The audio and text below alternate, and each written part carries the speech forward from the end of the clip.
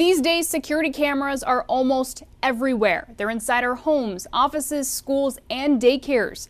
We count on them to keep a watchful eye while we're away. But what if the one thing we relied on for security actually did more harm than good? You know, the moment you connect something to the internet, it immediately becomes a target out there for anybody.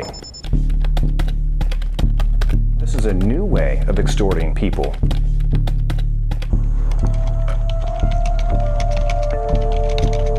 Even when you're not looking, someone could be watching you. Websites like this one called instacam.org find loopholes to break into the same camera you've set up for your protection. They're integrated into everything. There are thousands of unsecure cameras streaming on this website. Cybersecurity expert Steve Hasselback says just about anybody can locate those loopholes for misuse. How easy is it? Well, the tools are already out there to do it. It's just somebody who wants to with the time and effort to make it happen. And it happens a lot. Thanks to a simple search feature on Instacam, I was able to pull up cameras found in the Tampa Bay area, along with the exact addresses of some of those camera locations, like this one. At USF, it shows what appears to be a student working on an assignment. We blurred the face to protect that student's privacy.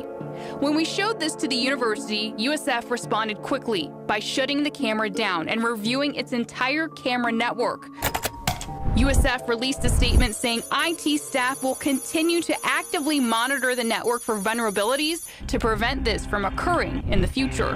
I was also able to track down an orthodontic office in Manatee County. Though they declined to comment, this surveillance camera shows patients walking in and out of the office.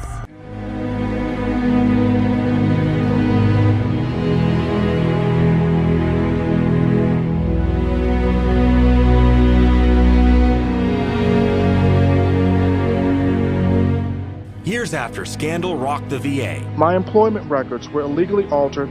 Whistleblowers said they still got punished for speaking out. Approximately 20% of the ER nurses would retaliate against me. The saying, shoot the messenger, is probably alive and well in the VA system. And the Office of Special Counsel continued to investigate claims of mismanagement and harassment against the veterans who reported. We usually hear their accounts through statements on Capitol Hill or from whistleblowers who won't show their faces on TV. It seems that nothing's really gotten better. But this vet wants us to show his face, even though he says he's still facing retaliation at work. I emailed Troy Thompson more than a year ago, and he just recently replied to say he's ready to talk. You probably can find numerous people that have been just blackballed and run over and just kicked out of the ranks unjustifiably. Thompson joined the Navy as a young man. Cooking was his specialty, and he served thousands of meals along the way, from ships to VA centers. He worked his way up to food service production chief in Philadelphia. And in 2012, he noticed sanitation problems, including insects and rodents in the kitchen. We had areas that weren't being cleaned. Investigators say his complaints were never investigated, but the day he reported them to his bosses, Troy Thompson was transferred from the kitchen to the morgue. I'm a food service production chief, and they sent me to a lab area to process body parts and clean up urine and blood vials and dump biohazard materials. And after months of scrubbing the morgue, the VA found a reason to fire him for something he had done in the kitchen. After about several months, she brought me back down and issued me a proposed removal for eating those sandwiches. That's right. They said he violated policy by eating a couple of sandwiches that were stale. The sandwiches were expired just within a couple days, so it's not like they were moldy or things like that. The sandwiches were worth a total of $5 before they expired.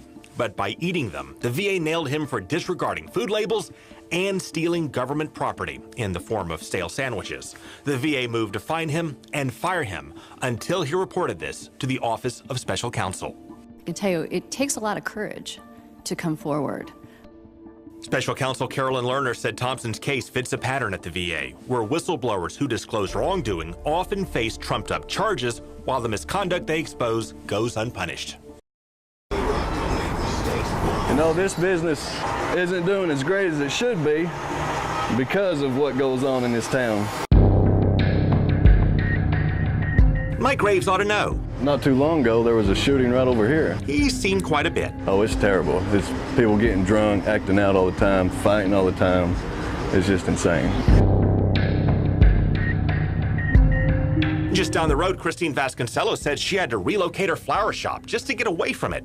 Drugs, deals, burglary, stolen cars. Burglarized? Yes, we were, unfortunately. But just one time? Twice. Once we were there and with a gun, and the second time was after hours. So years ago, state lawmakers figured they could clean up crime and blight by giving tax credits to companies that stay there and hire people. A small business tries to make a living there, and you can't. But James Hargret, the former state senator who wrote the tax credit law, said state leaders gave us a bait and switch. They should feel ashamed. See, after his bill passed, when politicians drew the blighted high crime zones, they cut out much of Tampa and St. Pete and left in the heart of Orlando's tourist district. So for years, they've steered millions intended for distressed neighborhoods into theme parks and high-end hotels. There's nothing going on here other than tourism shops. And so the same place Florida promotes as a world-class, kid-friendly vacation getaway is also mired in extreme levels of poverty, deterioration, and crime, at least for tax purposes. Oh yeah, no, this area's been fine. Yeah, I'm good. Yeah, I feel safe here. Here, I don't know, I feel safe. Only in Florida can people travel to a designated crime zone to feel safe. Oh, it's a nice area. Yeah, it's a really nice area here. It's not a high crime zone. Blighted high crime zone? No, of course not. And so tax credits to clean up blight go to upscale department stores, luxury car dealerships, resorts, and theme parks. For example, Universal picked up $2.2 million in credits last year as it's building a new water park. Back in 2014, it got $1.7 million as it added Harry Potter attractions. There's a land miles and miles away. You experience the cold first. Where the penguins swim and play.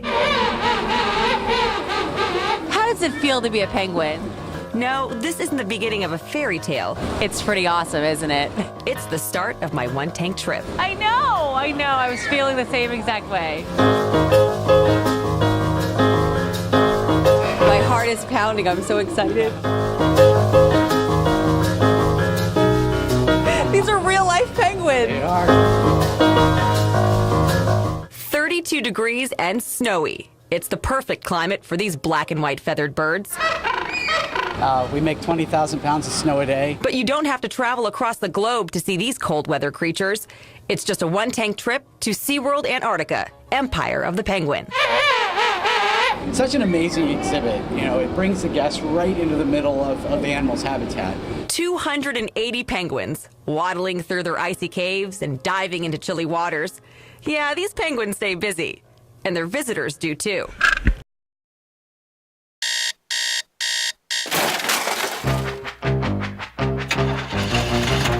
Fog and variable cloudiness.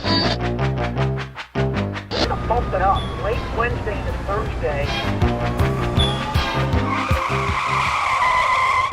Sometimes you just need to get away. Nah, that's too easy. Too predictable. I'm talking adventure. I'm talking challenging. I'm talking Triumph Adventure Course. This is a one-tank trip that tests you both mentally and physically. Whee! An adventure where focus is key. Whee! Whee! A real challenge on your character. Oh my gosh, it's hot. Just call me Spider-Man. Oh, who are we kidding? It's a place to be a kid again. Rock and roll, baby! Drop it down with the edge of my hand.